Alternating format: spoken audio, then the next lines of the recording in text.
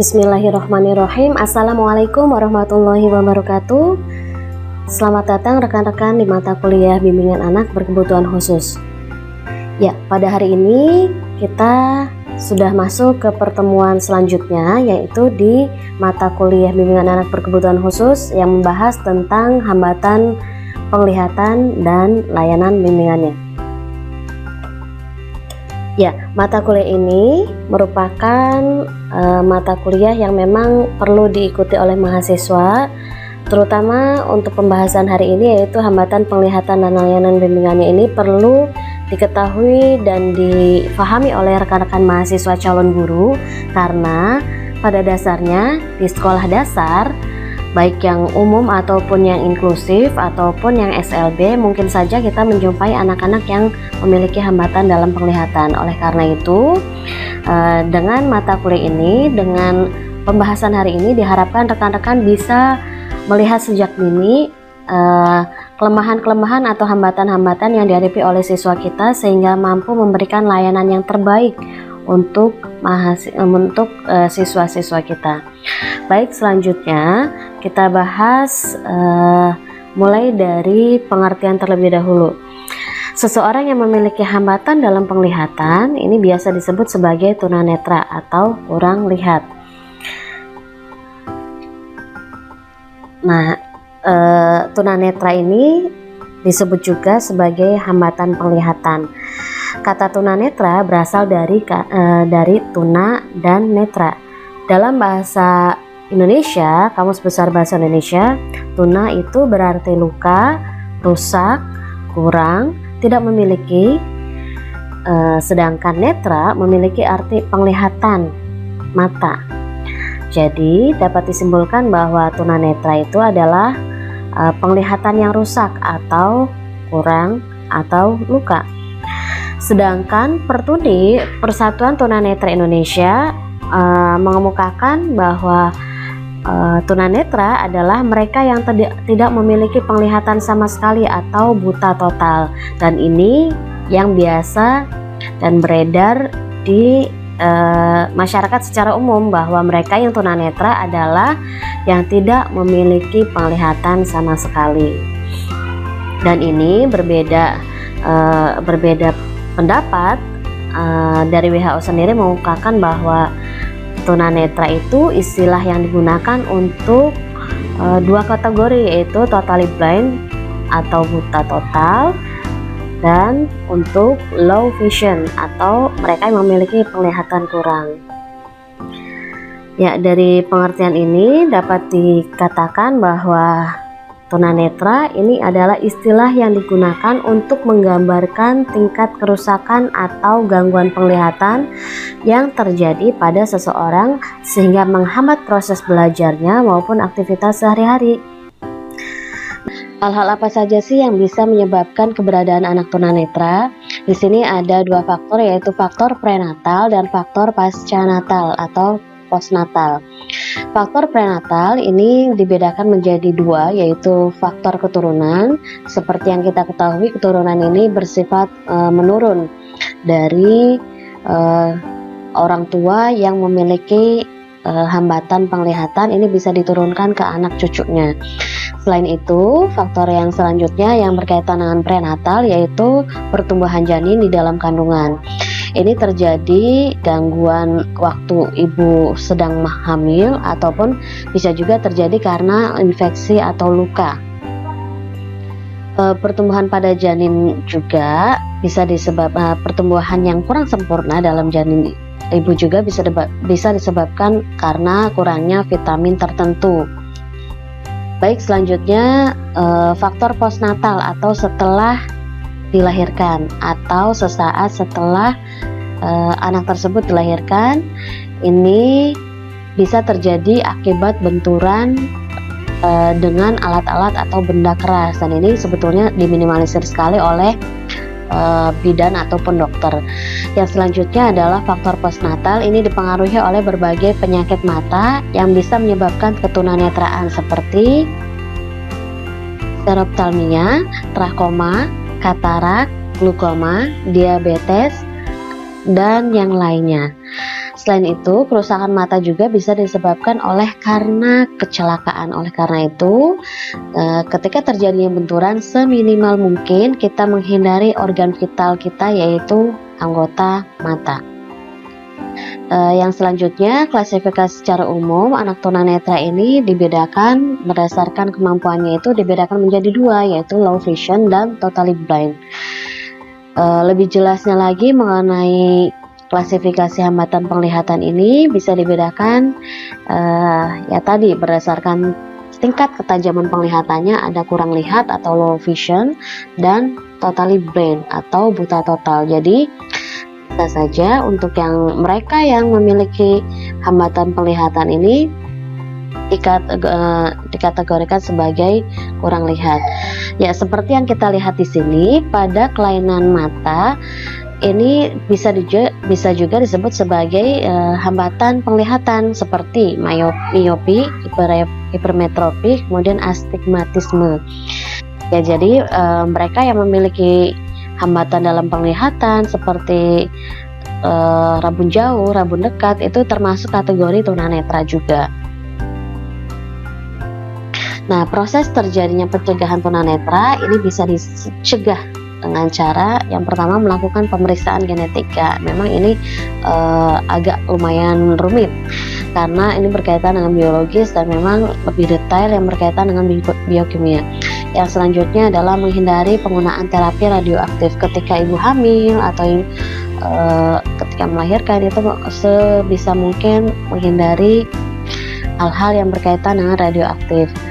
Kemudian selanjutnya adalah pencegahan terhadap virus rubella dengan pemberian vaksin rubella. Selain itu, pemberian vitamin A dosis tinggi, dan dosis tinggi ini tentu tergantung dari kondisi anaknya juga. Jadi kalau misalkan dibutuhkan, maka perlu adanya pemberian vitamin A yang memang tidak biasa dari anak normal. Selain itu adalah pemeriksaan dini. Pencegahan secara sosial untuk keberadaan anak tunanetra ini dengan cara memberikan penyuluhan. Contohnya misalnya bagaimana cara merawat mata, apalagi sekarang zaman gadget, ke pembelajaran online terus menerus. Oleh karena itu setidaknya kita memberikan penyuluhan bahwa cara bijak untuk memanfaatkan mata, cara bijak untuk menggunakan mata itu perlu sejak dini, sejak SD, TK, bahkan sejak bayi itu masih balita. Selanjutnya adalah perlindungan keselamatan kerja. Banyak perusahaan-perusahaan yang memang sudah melakukan pengamanan sejak dini untuk mengantisipasi terjadinya kecelakaan kerja. Oleh karena itu, lebih baik mencegah daripada mengobati, seperti itu. Termasuk untuk alat vital kita, yaitu mata, juga perlu ada pengamanan khusus yang berkaitan dengan pelaksanaan kerja. Yang selanjutnya adalah pencegahan secara edukatif, yaitu perlu adanya penanganan keluarga dan ada peranan sekolah juga. Peranan keluarga dan peranan sekolah ini memberikan edukasi terhadap anak-anak, terutama dalam usia sekolah, untuk bijak menggunakan mata. Misalnya membaca tidak terlalu dekat, kemudian memberikan gizi yang cukup untuk anak-anaknya. Kemudian apalagi bisa juga dalam efektif menggunakan gadget. Cara efektif menggunakan gadget supaya nanti tidak terlalu menimbulkan permasalahan. Baik, selanjutnya adalah karakteristik anak tunanetra. Ini dilihat dari aspek akademisnya, anak tunanetra ini memiliki kemampuan yang kurang lihat dari teman sebayanya. Selanjutnya, anak tunanetra ini sebetulnya memiliki kemampuan komunikasi yang sama dengan anak-anak normal pada umumnya, atau yang disebut dengan anak awas. Bisa dilihat di sini bahwa karakteristik anak tunanetra pada umumnya secara umum tidak dapat menyesuaikan diri pada kondisi-kondisi yang baru. Oleh karena itu, mereka perlu adanya bimbingan orientasi dan mobilitas. Bagaimana cara pembiasaan-pembiasaan yang bisa meningkatkan kemandiriannya untuk bisa bertahan hidup. Ya, jadi untuk anak-anak tunanetra, kenapa dia bisa rata-rata mandiri, itu karena proses orientasi dan mobilitas yang memang tidak dilaksanakan sehari dua hari, tetapi dilaksanakan secara terus-menerus sehingga mereka memiliki kemampuan seolah-olah indera pendengarannya lebih tajam, seolah-olah perasaannya lebih tajam. Itu karena faktor tadi, orientasi mobilitas yang dilakukan secara terus-menerus dan penggunaan anggota tubuh yang lain, indera yang lain supaya lebih tajam. Nah, selanjutnya beberapa literatur mengemukakan bahwa karakteristik yang terjadi pada anak tunanetra yang mayoritas tergolong buta ini mayoritas umumnya adalah curiga pada orang lain, mudah tersinggung, dan ketergantungan pada orang lain. Sebagaimana kita ketahui bahwa untuk anak yang tunanetra itu sebetulnya mereka memiliki perspektif terhadap cahaya. Perspektif terhadap cahaya yang dimaksud di sini adalah dia bisa membedakan siang dan malam karena adanya cahaya yang ini. Hanya 2% saja yang memiliki kategori benar-benar buta. Dalam arti dia tidak bisa melihat cahaya, dia tidak bisa merasakan cahaya, itu hanya 2%-nya saja berdasarkan hasil penelitian. Sementara yang lainnya masih bisa melihat adanya persepsi terhadap cahaya, itu bisa membedakan siang dan malam, kemudian bisa juga melihat bayangan-bayangan, misalnya bayangan benda-benda yang ada di sekitarnya, atau bahkan yang low vision ini termasuk kategori yang bisa melihat bayangan benda walaupun tidak jelas. Oke. Sehingga untuk anak yang benar-benar buta atau totally blind ini pada umumnya adalah curiga pada orang lain berlebihan, kemudian mudah tersinggung dan ketergantungan kepada orang lain. Selanjutnya, aspek fisik dan motoriknya, rata-rata anak-anak yang tunanetra ini memiliki gerakan yang kaku dan kurang fleksibel karena tadi dia memiliki hambatan dalam penglihatannya sehingga dia memiliki keterbatasan dalam geraknya. Dia tidak terbiasa dengan menggerakkan secara lincah sehingga ya tadi menyebabkan gerakan-gerakannya itu lebih kaku. Selanjutnya adalah perilaku stereotip. Bisa dijelaskan lagi bahwa untuk anak-anak berkebutuhan khusus pada umumnya, untuk yang tunanetra ini perlu diberikan pendidikan khusus, yaitu dia perlu mendapatkan pendidikan di SLB bagian A kalau di SLB, atau misalnya di sekolah inklusi. Ya, lebih jelasnya lagi kita lihat untuk yang layanan bimbingan ini perlu ada layanan umum dan ada layanan khusus atau rehabilitasi.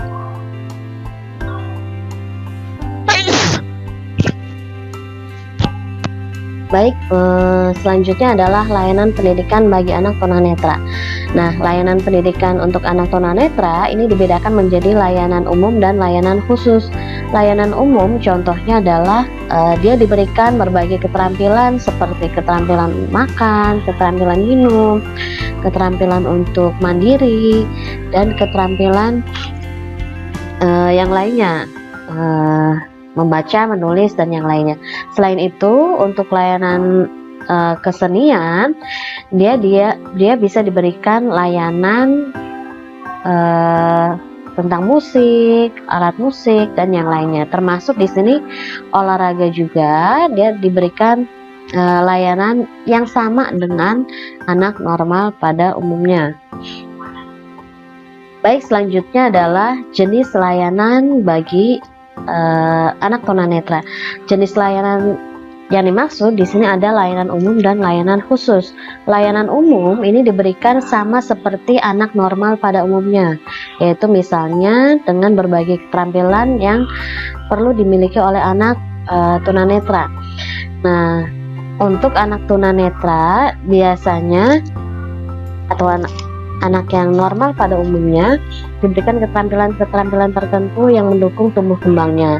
Selain itu, anak tunanetra juga sama seperti anak normal yang lainnya perlu diberikan layanan kesenian seperti menyanyi, menggunakan alat musik dan yang lainnya. Selain itu, layanan umum yang ketiga yaitu dia bisa diberikan olahraga sama seperti anak normal pada umumnya, walaupun dengan cara-cara yang khusus ya. Nah, sedangkan layanan khusus yang hanya diberikan untuk tunanetra yaitu diantaranya adalah latihan membaca huruf awas atau membaca biasa dan atau membaca dan menulis huruf braille. Membaca dan menulis huruf braille ini diperuntukkan untuk mereka yang memiliki kategori yang termasuk berat atau buta total. Yang selanjutnya adalah latihan penggunaan tongkat, latihan orientasi dan mobilitas, dan latihan visual atau penggunaan matanya. Latihan penggunaan tongkat ini diperlukan supaya tongkat ini akan memandu dari anak-anak berkebutuhan khusus supaya mereka memiliki kemandirian dalam proses kesehariannya. Misalnya dia bisa mandiri untuk pergi ke sekolah, dia bisa mandiri untuk pergi ke rumah temannya, itu bisa dengan menggunakan tongkat. Atau bisa juga kalau di luar Indonesia atau di luar negeri, biasanya mereka ada anjing khusus untuk menjadi asistennya, tapi anjing ini juga perlu dilatih untuk mengetahui berbagai tempat yang memang perlu dikunjungi oleh anak-anak berkebutuhan khusus. Selain itu, latihan orientasi dan mobilitas. Latihan orientasi dan mobilitas ini merupakan latihan yang perlu dilakukan oleh anak-anak berkebutuhan khusus, khususnya tunanetra, untuk mengetahui tadi seperti di dalam rumahnya dia harus mengenali di mana ruang kamarnya, di mana letak kamar mandi, di mana letak musola, di mana letak lemari. Itu harus diberikan orientasi dan mobilitas supaya pergerakannya itu lebih mandiri.